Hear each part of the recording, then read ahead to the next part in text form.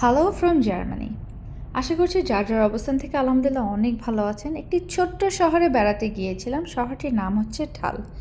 শহরটা এত সুন্দর ছিল যা এখানকার সেই রং বেরঙের বাড়িঘরগুলো দেখলেই বোঝা যাচ্ছে, তাই না? এই শহরটা পুরোটাই পাহাড়ের উপরে ছিল এবং এতটা সুন্দর সিমসাম সাজানো গোছানো, দেখেই খুবই চোখ জোড়াচ্ছিল। এই যে দূরের শহরটাও কতটা সুন্দর দেখা যাচ্ছে, গাছপালাগুলো কত সুন্দর লাগছে, তাই না?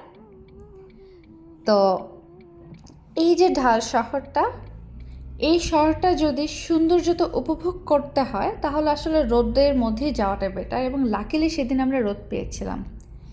গতবার যখন এখানে ঘুরতে যাই তখন আসলে খুব ফগি থাকায় একদমই উপভোগ করা যাচ্ছিল না, উল্টো শীতে আমাদের সবার কাঁপুনি ধরে যাচ্ছিল।